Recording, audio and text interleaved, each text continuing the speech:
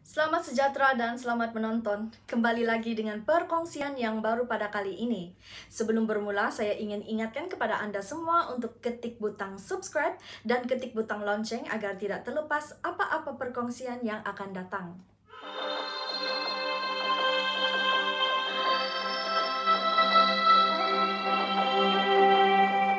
Topik yang saya ingin bincangkan pada kali ini adalah topik yang amat sensitif pada diri saya sendiri dan juga bagi segelintir masyarakat tempatan.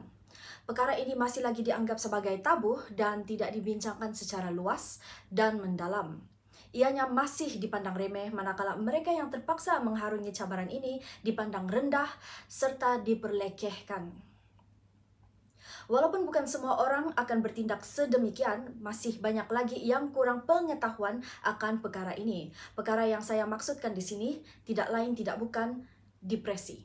Saya tidak akan menyentuh perkara mengenai depresi secara mendalam karena fokus utama saya di sini adalah untuk membantu Anda yang mengharungi depresi. Di sini saya telah menyediakan beberapa tips penting untuk membantu Anda yang sedang mengharungi depresi, tetapi masih juga perlu berfungsi dengan baik di kalangan masyarakat, keluarga, dan kerjaya. Sebelum saya kongsikan tips-tips penting, saya ingin terlebih dahulu kongsikan serba sedikit perkara mengenai depresi. Depresi seumpama buta warna dan sering diberitahu bahwa dunia ini warna-warni. Depresi seumpama jatuh tenggelam ke lantai, walaupun berkali-kali mencoba sehingga setiap hembusan nafas semakin berat dan setiap tarikan nafas semakin sesak, orang di sekeliling masih lagi bergerak dengan sempurna, bernafas dengan sempurna. Itulah siksanya depresi. Baiklah, tanpa membuang masa, saya ingin mulai kongsikan tips yang pertama, yaitu sistem topangan atau dikenali sebagai support system. Sistem topangan adalah sebuah ikatan kuat antara Anda bersama orang-orang yang Anda percayai, sayangi, dan yang akan memberikan sokongan pada masa-masa depresi melanda.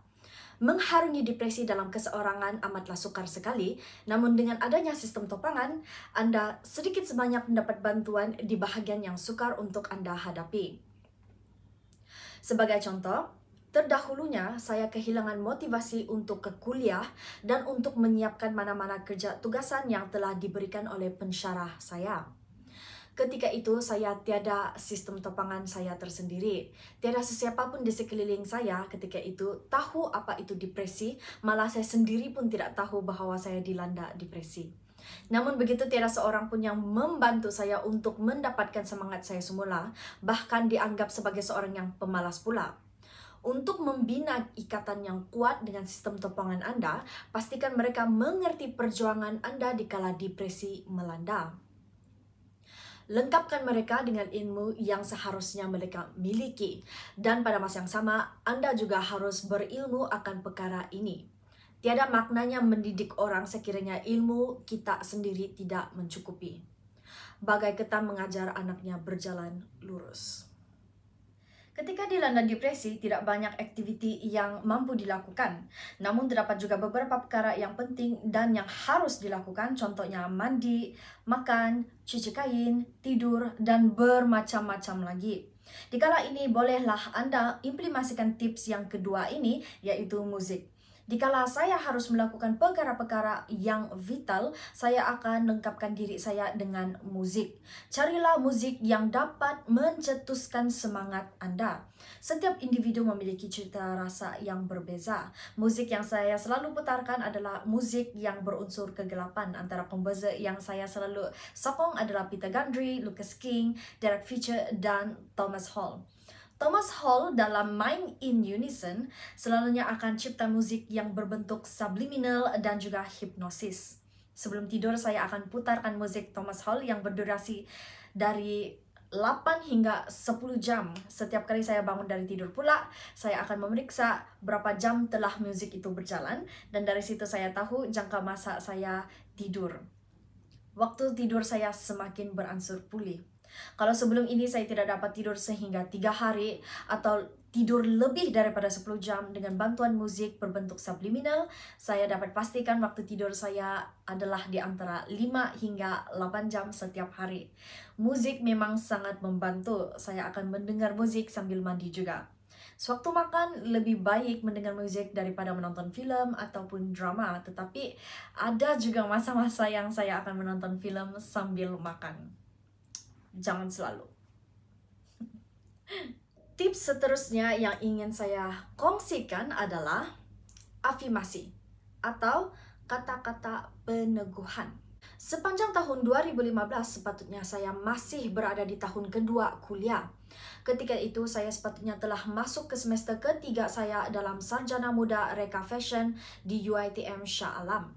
Tetapi depresi telah mengambil alih hidup saya dan saya membuat keputusan untuk berhenti belajar dan mulai bekerja.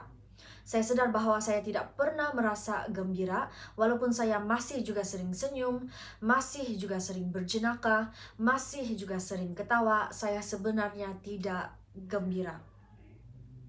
Setiap hari cuti, saya tidak tahu apa yang harus saya lakukan. Tanpa saya sadari, pisau sudah saya genggam di dalam tangan saya, dan saya sudah pun mulai menangis teresak-esak. Ada kalanya juga darah sudah mulai mengalir. Namun, jauh di sudut hati saya masih ada niat untuk meneruskan hidup. Saat itu, dengan suara yang kuat dan menggeletar, saya ungkapkan kata-kata seperti, "Saya seorang wanita yang kuat. Saya seorang wanita yang tabah. Saya seorang wanita yang gagah. Saya mampu harungi cabaran hidup. Saya tabah harungi cabaran hidup." Ia rasa seolah-olah lemah dan kedengaran seolah-olah remeh, tetapi ianya amat berkuasa sebab sampai ke hari ini saya masih hidup lagi. Hal penting yang harus Anda tahu mengenai afirmasi adalah bina ayat yang positif dengan memakai perkataan yang neutral ataupun positif. Ambil contoh, saya tidak akan mendengar caci maki orang lain. Ayat itu adalah ayat yang positif, namun ia menggunakan perkataan yang negatif seperti tidak dan caci maki. Daripada menggunakan ayat itu, lebih baik pakai ayat ini. Saya boleh menerima kritikan orang lain. Boleh adalah perkataan yang positif dan kritikan adalah perkataan yang neutral.